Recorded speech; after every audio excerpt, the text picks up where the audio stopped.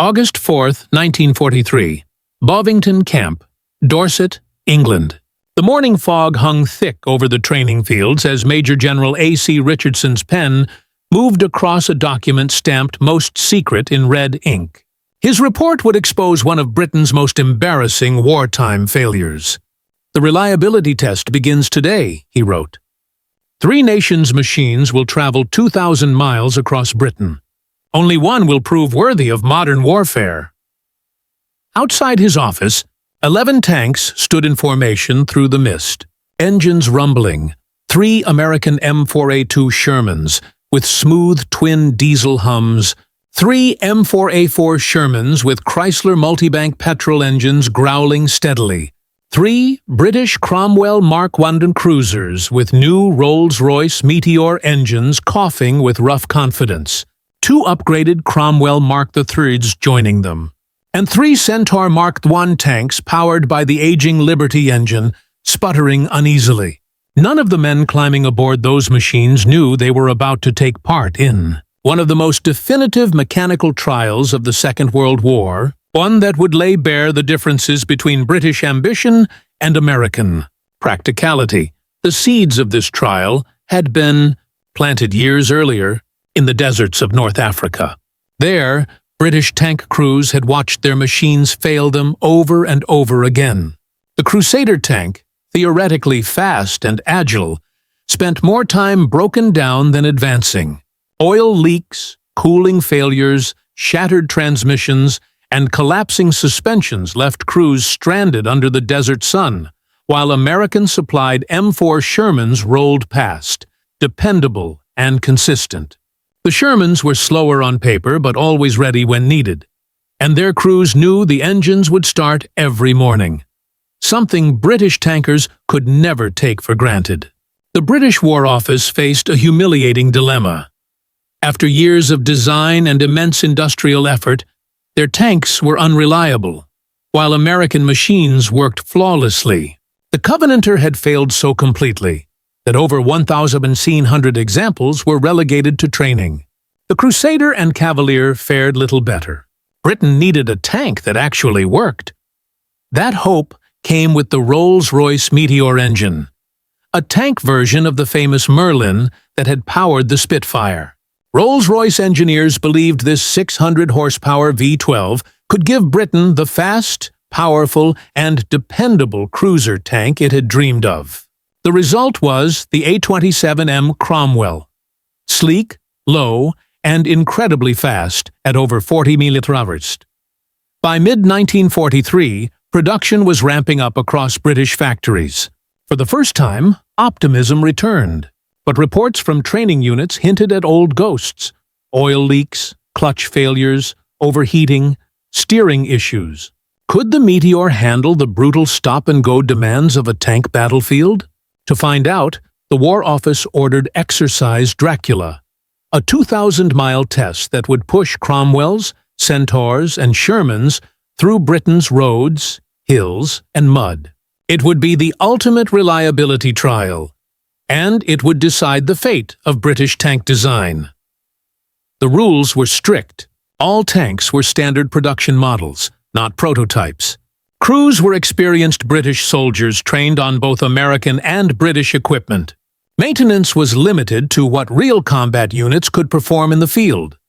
No factory shortcuts, no expert intervention. The exercise began August 15, 1943. The 11-tank column rolled out from Bovington Camp into the English countryside, bound north toward Scotland, west to Wales, then back to Dorset. 2,000 grueling miles over paved roads, dirt trails, and open country. Within 10 miles, the first Centaur was already smoking from its Liberty engine. By nightfall, it was leaking oil so badly the crew spent 2 hours patching it up just to stay in the race. Another Cromwell's brakes faded on a long descent, forcing the driver to downshift desperately to avoid disaster. Meanwhile, the American Shermans rolled on effortlessly, their engines humming evenly through the mist. As days passed, the pattern became unmistakable. Centaurs limped in last every night, their exhausted crews fighting to keep them alive. Overheating, clutch failures, oil leaks. Every known problem resurfaced. Cromwell's performed better, but still fell far short of expectations. Their powerful Meteor engines leaked oil constantly. Their clutches burned out under stress, and their brakes proved woefully inadequate for their speed. Crews spent hours each evening wrenching, tightening, and bleeding systems that refused to behave. In contrast, the American Shermans simply worked. They started up each morning, completed their routes, and required only minimal checks before lights out. Even skeptical British crews began admitting it. The American tanks were just better built for war. By early September, as the 2,000-mile journey neared completion, the data was undeniable. The 6 Shermans together covered nearly 14,000 miles with 199 total defects, about 66 per tank, requiring just 420 hours of maintenance in total, or 2 minutes of attention per mile driven. The 5 Cromwells, by contrast, covered barely 1,100 miles, yet suffered 367 defects and required more than 800 hours of maintenance, double the American workload.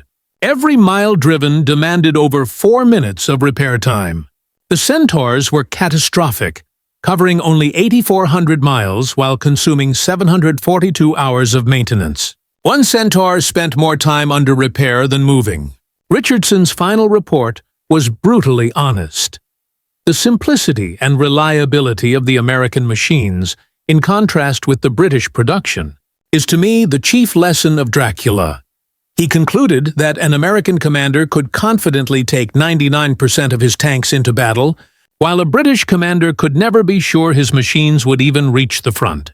Perhaps most damning of all, the exercise had been conducted under ideal conditions: full daylight maintenance, plenty of spares, no enemy fire. Real combat would only make things worse. Engineers and officers alike knew the truth. Britain's designs had failed not because they lacked ingenuity, but because they were too clever for their own good. The Meteor engine, adapted from aircraft use, wasn't built for the brutal reversals, torque surges, and heat buildup of armored warfare. The transmission was complex, the brakes undersized, the clutch too weak, the suspension overstressed. Each subsystem worked well in isolation, but collapsed under real-world strain. British philosophy had prioritized speed and technical performance. American philosophy prioritized simplicity, robustness, and production. Exercise Dracula proved beyond argument which approach actually won wars. The aftermath forced a complete overhaul. Cromwell production was paused for modifications: stronger clutches, larger brakes, better seals, improved suspension. The redesigned Battle Cromwell passed retests in late 1943 with far fewer defects, though still short of Sherman reliability. The Centaur was quietly withdrawn, converted into training and engineering vehicles. By June 1944, Cromwells rolled ashore in Normandy with the British and Polish armored divisions. They were fast, nimble, and hard to spot, but still maintenance-heavy and outgunned by German Tigers and Panthers. Crews loved their speed, but envied the Sherman's dependability. The 75mm gun was adequate but rarely decisive. British engineers had salvaged a usable tank, but never an exceptional one. Beyond the technical findings, Exercise Dracula revealed a deeper truth that would echo for generations. Reliability is a weapon. A tank that doesn't start might as well not exist. A slightly slower machine that runs every day wins every campaign.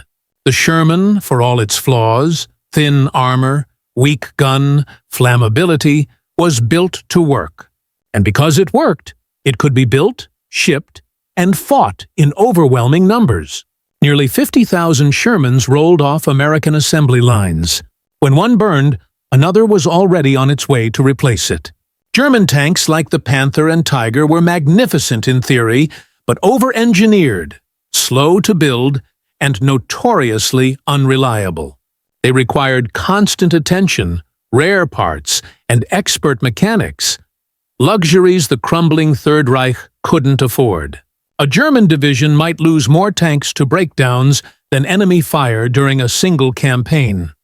Soviet soldiers, who received thousands of Shermans through Lend-Lease, called it a marvel. It ran quietly, comfortably, and dependably. Luxuries unknown in their brutal T-34s. Crews stripped abandoned Shermans for parts the moment they could, a testament to its reliability. Historian David Fletcher later summarized the Sherman's greatest virtue simply: it would always start in the morning. That unglamorous consistency won battles, liberated continents, and built the logistical backbone of Allied victory. By war's end, the numbers told the story of two philosophies. Britain built about 4,000 Cromwells and Centaurs combined. America built over 49,000 Shermans. Germany built a few thousand overcomplicated Panthers and Tigers. Only one of those designs could be everywhere, every day, in every fight.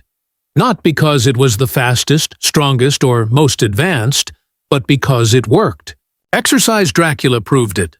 The lesson would guide military engineers for decades: that the machine that fights tomorrow is always better than the one that breaks down today.